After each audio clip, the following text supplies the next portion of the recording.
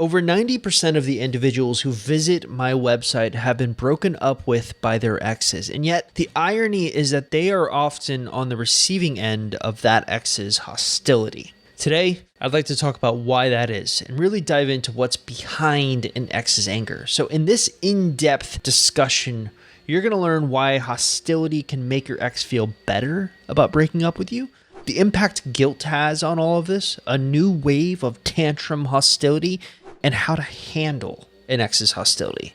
All right, so about a year ago, head coach Anna and I did an hour-long interview for my YouTube channel and podcast where we talked about how to handle an ex being angry at you. And it's one of the many interviews that the two of us have done. This is the one that always sort of stuck with me the longest. It's not that she taught me something I didn't already know, it's the way she framed it, specifically her unique thoughts on anger.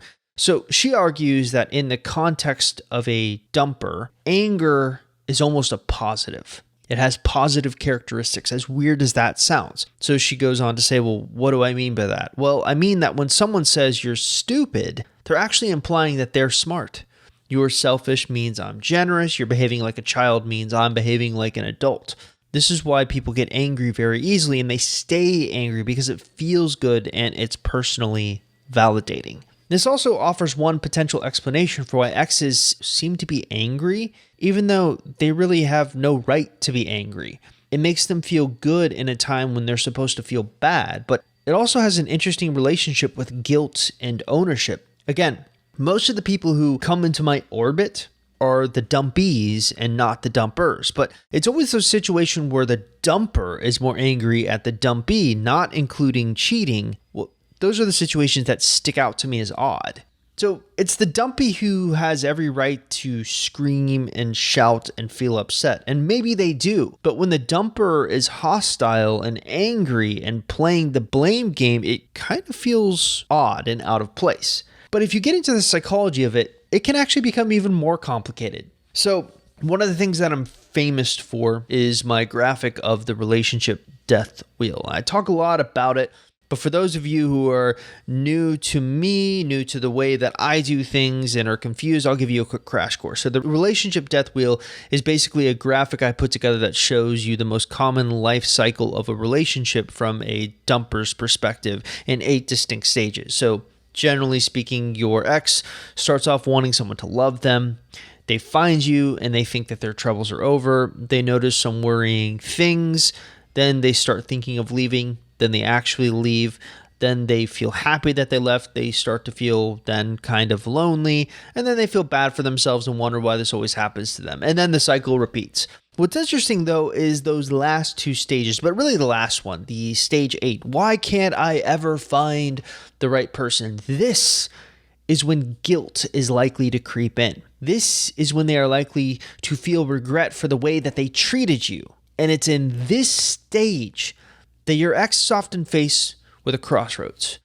Do they take ownership of the way they treated you during a breakup, or do they deflect and play the blame game? And if you go off what Coach Anna said, with anger having an almost positive impact, you can see why it's a lot easier to paint you as the bad guy. But that's not the only form of hostility that I've encountered in my decade of research on breakups.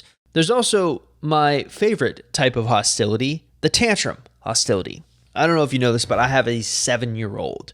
And recently we've found an opportunity to bond by teaming up and playing on the Nintendo Switch sports game. So basically it's, if you're familiar, and I might be dating myself here, but if you're familiar with the Nintendo Wii, the Nintendo Switch has sort of a sports version that the Wii did. And her and I play tennis because we can play on a team together. She's gotten pretty good at it too. In fact, it's grown to the point where she begs me to play other people online so the two of us can kind of go and have fun. So after thinking about it, I decided to let her try.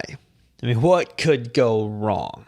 Well, for the first time, I got to watch her throw her very first video game tantrum. You know, the kind where losing causes you to yell, almost throw a controller down, get very upset. But that's not the craziest part. No, the craziest part was the thought I had. I thought to myself, this is just like the stories I hear in the group of exes freaking out after learning they've been ignored via the no contact rule. The irony here is that it should be the other way around. I shouldn't be comparing adult tantrums to a child one, but alas, here we are. So in ex-boyfriend recovery, we're big believers in a concept called the no contact rule, but not for the reason you expect. You see, most people expect the no contact rule to be this strategy designed to make an ex miss you. Ignore them for a month and then boom, they'll reach out. Our version is a bit different. We're really about outgrowing your ex during this time. And if you do that, it can have this added benefit of making that ex miss you. Now, the important part is that you're using that time away to outgrow them, so that when you do get back in contact with them, you've knocked them from any pedestal that you may have previously held them on. But for some exes, it doesn't matter. They like to control things. And when you try to get some of your control back, they'll throw a tantrum. In fact, in the interview that I'm referencing with Coach Anna, she tells a story of what this looks like. She says, in the Facebook group, even I think 2 days ago, we had a post from someone's saying that their ex was angry at the person that didn't respond. It was something about a gym. It didn't require breaking a no contact at all. This person can go to the gym whether their ex is with them or not, right? So that doesn't matter, but they got really angry. Like, you don't even have the decency to say yes or no, that you're going to go to the gym so we can kind of avoid each other. I was totally right to break up with you. You're an immature, selfish child, or something to that effect, or really stupid. But the question remains, when you're engaging or encountering with hostility at this level, how do you handle it? And I can't believe I'm about to make this reference, but here we are. And I'm going to stand by this even though I know I'm going to take flack from it. Have you ever seen The Dog Whisperer? I hate to compare your ex to a dog, but the principles for handling hostility with exes is pretty much the same way of handling hostility for a dog. So Cesar Millan is the dog whisperer, and he teaches us the following. When a dog is overly nervous, excited, or angry, you are not supposed to nurture that state. That usually leads to bad behavior. Doing so can even lead to you getting bitten. Instead, you're supposed to exert a calm, assertive energy. Well, what does that mean? Well, calm assertiveness means that you are compassionate to what the other person is feeling, but you're always in control. You aren't afraid to set boundaries. Think back to the last time an ex snapped at you or said something rude. What did you do? My guess is you probably did two things. Number one, their aggression frightened you and you ran away from the problem. Number two, their aggression angered you, so you fought fire with fire and were aggressive right back. Now, let's use the analogy of a dog in the process of growling at you and see what kind of results those two strategies get you in the dog world. All right, so you have a little teacup poodle sitting in your lap. You pet him and he growls. But instead of creating a boundary and showing him that this behavior is unacceptable, you become frightened, which only emboldens the little guy to growl even more. Then let's say you have the same teacup poodle in your lap. He growls, and this causes you to get angry. He feeds off that energy, and his growling evolves into snarling and then eventually biting. Those approaches don't work. The first one wasn't calm or assertive. The second one, you weren't calm, but you were too assertive. So instead, someone like Cesar Millan would remove the dog from his lap, claim the couch as his own, and wouldn't let the dog back up until it surrendered itself to a calm state. So how do we relay this to humans? Well, let's use the tantrum hostility as an example. You're past your no contact rule, your ex throws a tantrum at how rude it was that you didn't respond to them exactly when they wanted you to. How do you handle this situation? Well, we want to stay calm. We also want to acknowledge that the other person's feelings are hurt. But it's important to stay assertive and create boundaries. So, saying something like this would probably tick all the boxes. I understand how you feel, but I won't allow you to speak to me that way. Calm and assertive. Again, I understand it's a weird analogy, but if you take that energy or that mindset into your interactions and create those boundaries, you are not going to nurture this hostility type state. In essence, this is about sort of standing up for yourself. I'm not accusing anyone here who's been broken up with of being in a situation where they allowed their ex to walk all over them.